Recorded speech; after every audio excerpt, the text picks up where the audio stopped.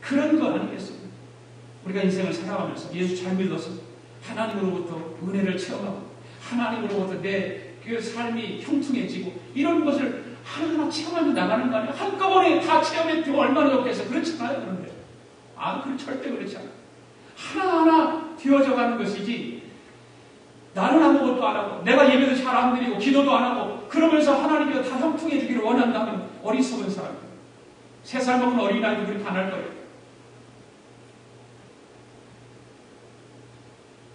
우리가 찬양을 많이 부르잖아요. 저는 이 찬양을 참 좋아해요. 나 주님만을 섬기리 헛된 마음 버리고 성령이 없네 영혼 충만하게 하소서. 주님 앞에 내 생명 드립니다. 여러분, 이런 찬양을 불러보세요. 나 주님만을 섬기리 헛된 마음 버리고 성령이여 내 영혼 충만하게 하소서. 주님 앞에 내 생명 드리겠습니다. 내 마음 드리겠습니다. 내 삶을 다 드리겠습니다. 여러분, 우리 모두는 평생 동안 계속해서 배워야 합니다. 그런데 우리가 배워야 할 가장 중요한 것은 바로 하나님이 우리에게 주신 인생의 목적입니다. 인생의 목적. 자, 우리가 무엇인가를 잘 기억하기 위해서 유일한 방법은 바로 그것을 다시, 아까도 말씀하셨듯이 기억해야 되는, 복습하는 거예요. 리멤버하는 거예요. 어떤 것을 이야기하는가 한번 살펴보기를 원합니다. 여러분, 5주 동안 말씀을 들었지만 다 기억하지 못하리라고 저는 생각을 합니다.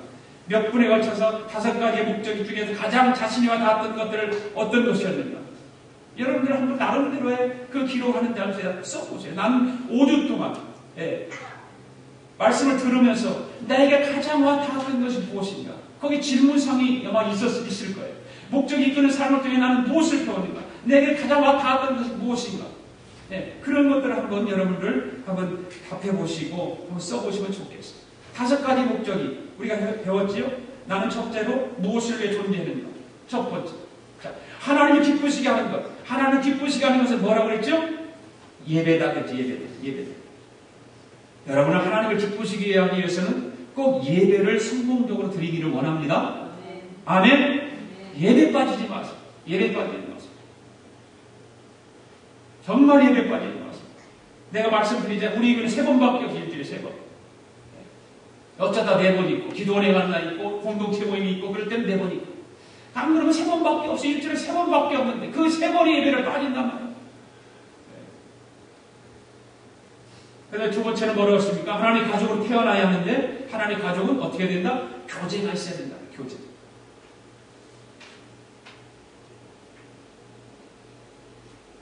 그 다음에 3번째로 예수님을 닮도록 창조되었는데, 예수님을 닮기 위해서는 우리는 어떻게 해야 되느냐? 훈련을 받아야 되는 거죠.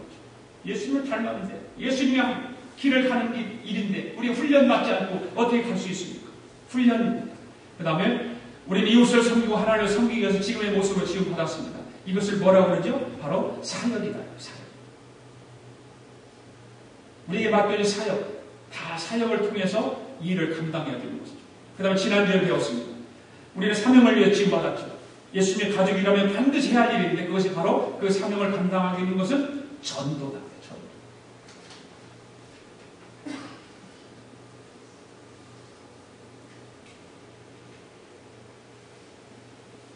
이 전도를 해도 되고 안 해도 되는 것이 아니라 꼭 해야 된다고 했어요. 꼭 해야 돼요. 명령입니다. 이건 주님의 명령이기 때문에 안 하면 안 되는 것입니다. 그 여러분이 일주일에 한 번은 최소한 하여튼 안 믿는 사람을 찾아가서 전도를 해야 됩니다. 여러분의 전도 대상자들을 정해놨으면 일주일에 한 번은 만나야 돼요. 무조건. 가서 만나서 어떤 방법으로든지 교제를 하셔야 돼요. 그리스도의 사랑을 가지고 교제해야 돼요. 그냥 인간적인 그런 교제가 아니라 그리스도의 사랑을 가지고 교제를 해야 돼요.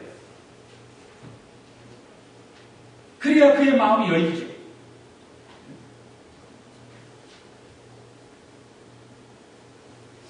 철저하게 전도 중심의 삶을 살아야 됩니다. 내 인생이 내가 바쁩니다. 다 바쁩니다. 이민자의 삶이 안 바쁜 사람 어디 갔어요? 다 바쁘죠. 엄청나게 바빠요. 예. 생활 풀어나가기도 힘들고, 비즈니스 하는 거, 직장 다니는 거 힘들고, 다 힘들죠. 그럼에도 불구하고 일주일에 한 번은 시간 내서 전도를 해야 되는 것입니다.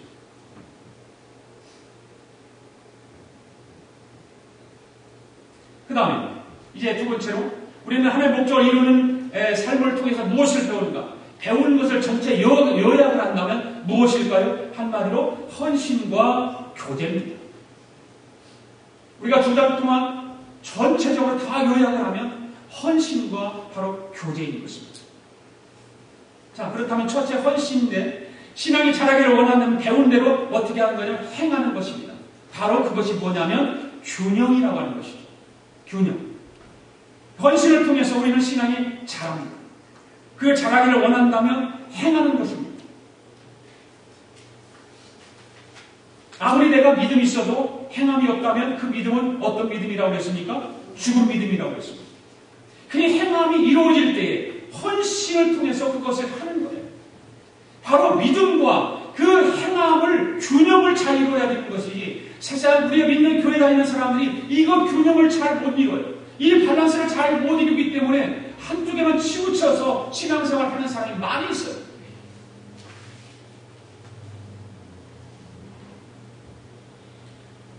배운 대로 행하셔야 합니다. 바로 그것이 균형입니다. 그 야고보서 2장 17절에 있는 말씀과 같이 뭐라 해요? 이와 같이 행함이 없는 믿음은 그 자체가 죽은 것이야. 행함이 없는 믿음은 그 자체가 죽은 것이야. 여러분, 죽은 믿음을 갖기를 원합니까? 산 믿음을 갖기를 원합니까? 그럼 물어보나 말이죠. 산 믿음을 갖기를 원하시죠? 그러려 하려면 그 믿음을 통해서 행하십시오. 행동으로 옮기십시오. 배운 대로 하셔야 돼요. 배운 대로. 오늘 배웠으면 배운 대로 나가서 행동해야 돼요. 우리가 평생 동안 교회만 왔다 갔다 할 수 없잖아요.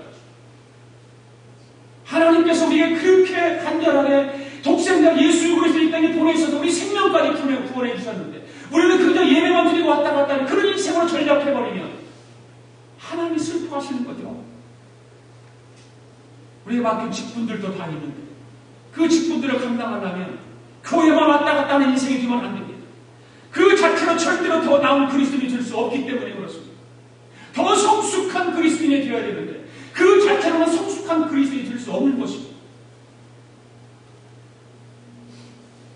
그래서 그리스도인들은 바로 무엇입니까? 하나님께 헌신된 삶이죠. 그리스도의 삶은 하나님께 헌신된 삶이에요. 헌신하지 않고서는 우리는 결단코 예수님을 따라갈 수 없어요. 예수님이 제자가 될 수 없는 거예요.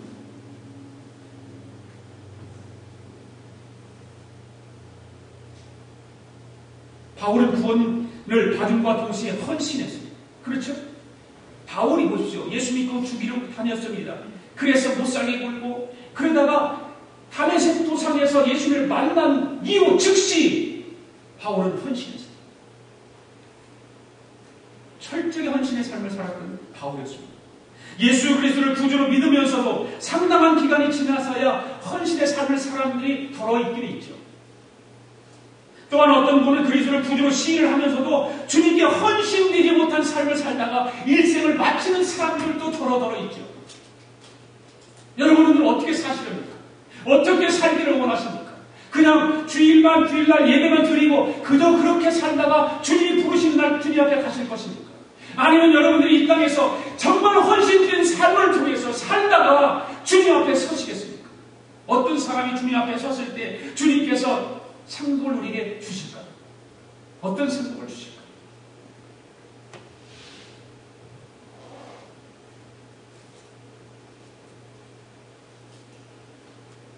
바로 예수 그리스도를 구주로 믿고 구원받았을 때 그를 굳세게 세우기 위해서 필요한 것이 바로 헌신인 것입니다. 헌신이 있을 때 내 신앙이 반석 같은 믿음 위로 세워지는 겁니다. 헌신이 있습니다.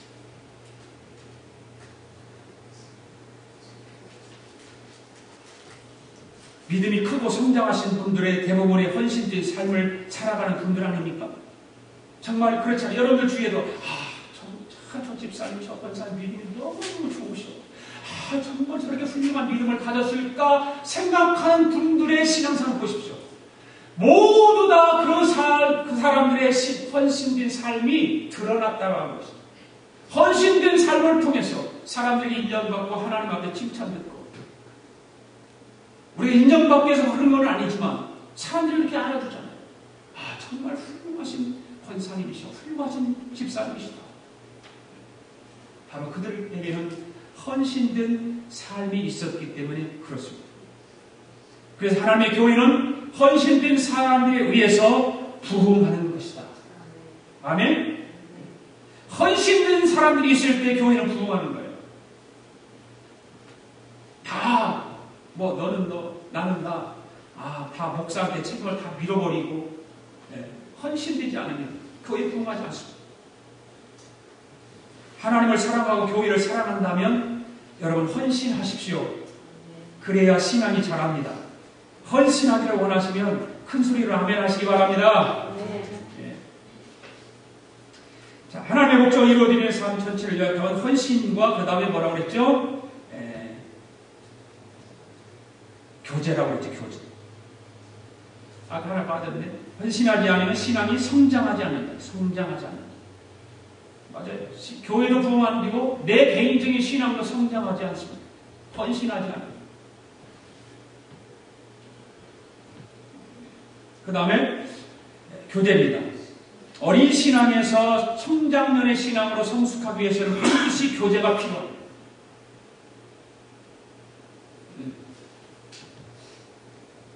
여러분이 지금 여러분의 신앙이 어린 신앙이라고 생각한다면, 또 어린 신앙인데 청장년으로 신앙이 성숙하기를 원한다면 반드시 교제를 하십시오. 성도들과 교제가 있어요. 끼리끼리 교제가 아닙니다. 내가 미워하는 사람들과도 교제를 해야 되고, 나보다 좀 못난 사람들과도 교제를 해야 되고, 그렇습니다. 교제하지 않으면 내 신앙이 성숙해질 수 없습니다. 청장년의 신앙으로 성장하지 않습니다. 우리는 혼자서 자라갈 수 없습니다. 독불장군은 없다고 그러잖아요. 독불장군이 어디가 있어요? 더불어 살아가야 되고, 비즈니스 하는 사람 더불어서 살아가도록 해야 돼요. 다른 종교에서는 거룩한 사람이 되려면 사람들에게 떠나지 않아요. 그러잖아요. 철 같은 데, 불교 같은 데는 자기들이 돌을 닦고 거룩해지기 위해서는 속세를 떠난다고 그러잖아요. 그래서 산속에 들어가서 혼자서 목탁들이가 쭉 닦는 거예요. 그러나 그리스도는 아니잖아요. 우리 크리스찬들은 아니잖아요. 그런 숲속에 들어가 있는 사람들도 세상으로 나와야 되는 거죠. 그 교제를 통해서 내 신앙이 성숙해집니다. 내가 위태리로 내 신앙 거룩하게 살기 위해서 방 안에만 처박혀 있어서 혼자서 기도하고 혼자서 예배드리고 혼자서 밥 먹고 혼자서 살아간다고 생각해 보십시오.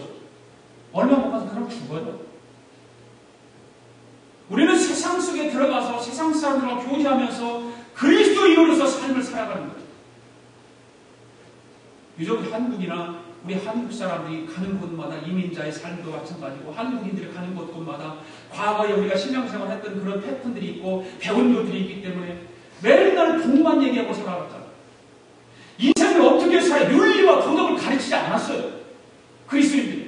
옛날에 목사님들이 철저하게 윤리도덕을 안 가르치고 그냥 복만 가르쳤다.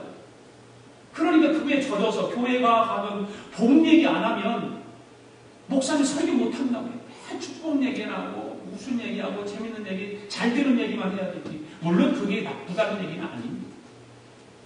그리스도인들이 이 세상에 살아가면서 윤리적으로 도덕적으로 잘 하지 못하면 우리 믿음이 무슨 소용이 있어요?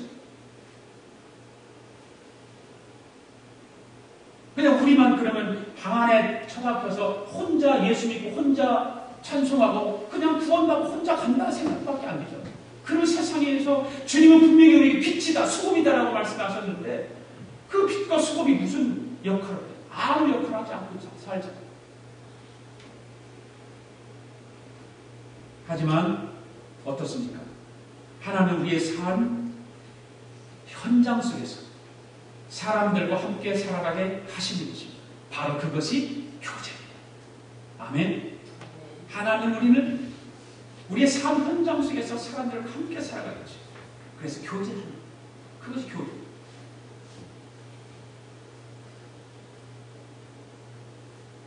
사람들과 어울리지 않고 결코 그 사람을 사랑할 수 없잖아요. 만나야 교제를 해야 사랑할 수도 있고 교제를 해야 보험도 전할 수 있고 교제를 해야 좋은 친구도 될 수 있지. 교제 않고 어떻게 만든다. 우리는 공동체 속에서 다른 사람과 함께 살아가야 합니다. 아멘? 근세 유명한 철학자인 마틴 부버라고 하는 사람이 이런 말을 했어요. 이 사람이 마틴 부버인데요. 나와 너라고 하는 책에서 이런 말을 했어요. 그것과 그것과의 관계, 나와 그것과의 관계. 여러분 이거 한번 잘 생각해 보세요. 어떤 말인가? 그것과 그것과의 관계는 뭡니까? 마치 인간을 물건으로 취급하는 거예요. 서로 이용하다가 가치가 없으면 버린다는 그것과 그것의 관계. 우리 세상에서 인간들이 바로 이렇게 살아가는 있습니까? 없습니까? 있잖아요. 사귀다가도 교제하다가도 가치 없으면 그냥 버려 물건 치고를 그냥 갖다 버려.